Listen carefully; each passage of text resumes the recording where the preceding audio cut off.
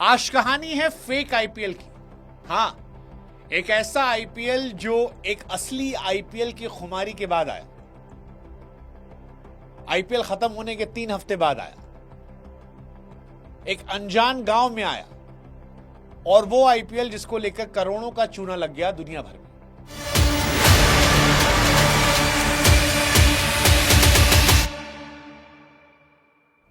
सच्ची कहानी है फेक आईपीएल की। ऐसी कहानी है जिसे सुनकर आप कहेंगे कि भाई साहब, ये जुगाड़ और ठग का जो टैलेंट इंडिया के अंदर है ना, ये टेक्नोलॉजी और ये फॉर्मूला देश से बाहर नहीं आना चाहिए। और जिन लोगों ने किया, उनकी प्रतिभा को देखकर हमारे मुंह से यही निकलता है, कौन है ये लोग, कहां से आते हैं,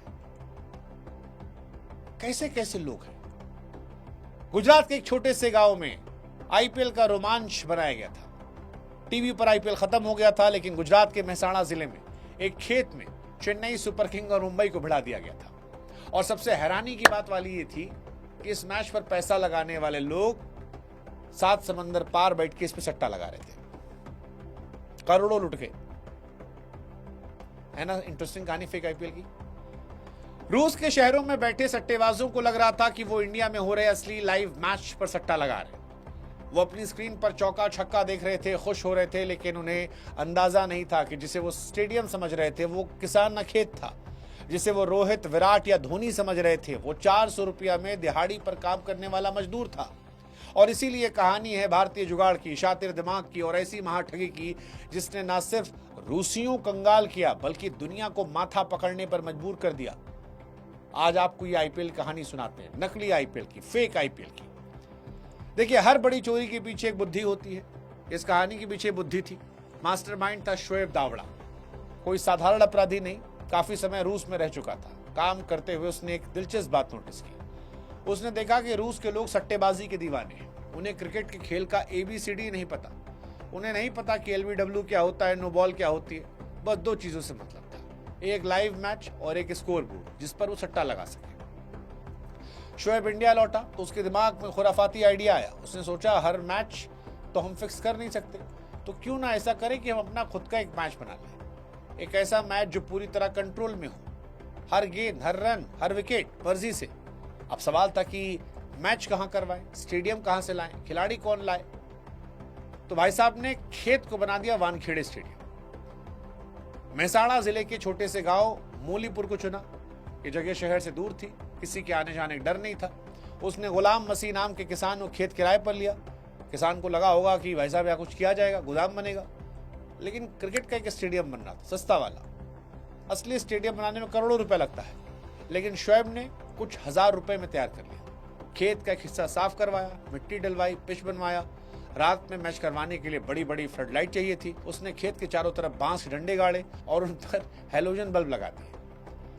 जब रात के अंधेरे में लाइट जलती तो कैमरे की स्क्रीन पर ऐसा लगता मानो सच में बड़े स्टेडियम मैच हो रहा है, डे नाइट मैच। लेकिन ये बस शुरुआत थी, असली खेल बाकी था। स्टेडियम बन गया। अब रोहित शर्मा, विराट कोहली को कहां से लाए? असली खिलाड़ी तो करोड़ों रुपए मांगते और खेलते भी नहीं शायद।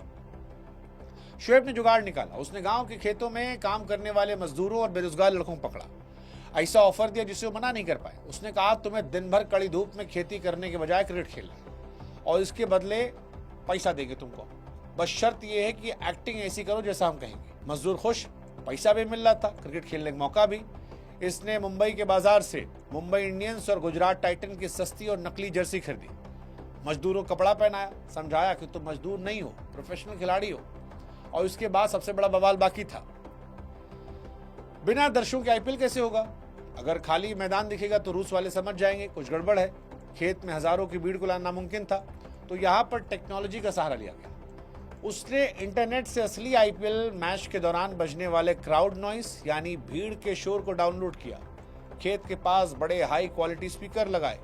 एक आदमी लैपटॉप पर बैठता, जैसे ही कोई चौका लगता बटन दबाता, स्पीकर से हजारों चिल्लाने की आवाज आती, तालियों की आवाज आती। रूस में बैठे आदमी सोच रहे थे, भाई साहब स्टेडियम खचाखच भरा है। लेकिन अभी भी एक दिक्कत थी, कमेंट्री की, जिससे लगे कि असली मैच है। रूस वालों के लिए इंग्लिश कमेंट्री चाहिए थी।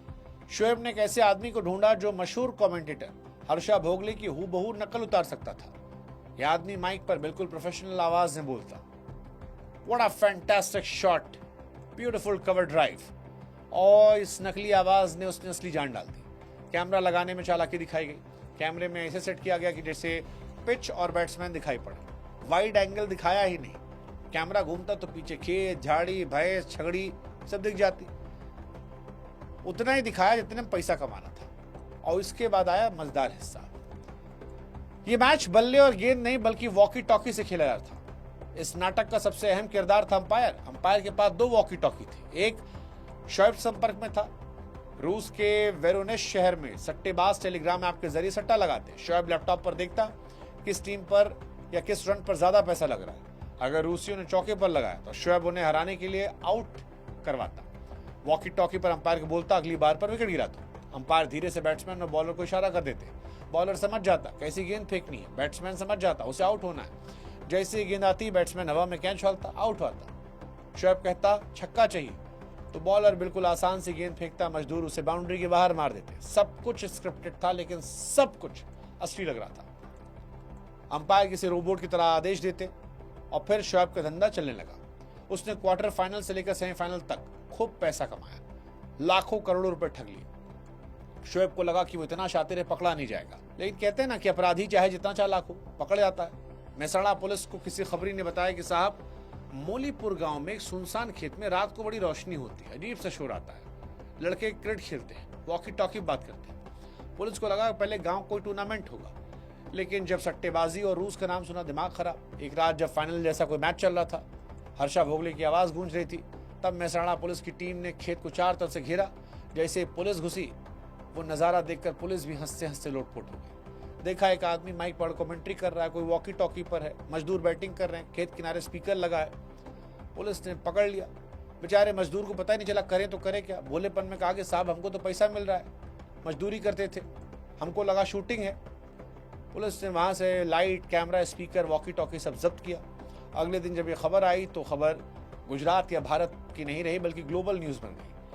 BBC, CNN, दुनिया भर के अखबारों ने छापा। सोशल मीडिया पर तो मीम्स की बहार आ गई। लोग हंस कर पागल थे। किसी ने कहा भैया यही तो है मेक इन इंडिया। किसी ने कहा इन लोगों को ऑस्कर का अवार्ड मिलना चाहिए।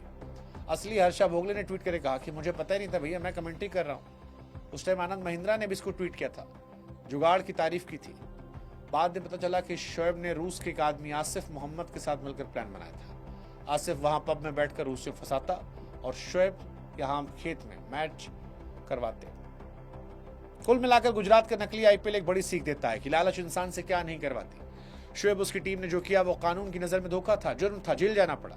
लेकिन जिस तरह से अंजाम दिया, जिस डिटेलिंग के साथ नकली माहौल बनाया, वो बताता है कि भाई साहब अगर आदमी बुद्धि सही जहां लगाए तो कमाल कर सकता है यार। वैसे भी इंडिया में टैलेंट बहुत है ना। बताओ आप क्या सोचते हो इस कहानी के बारे में।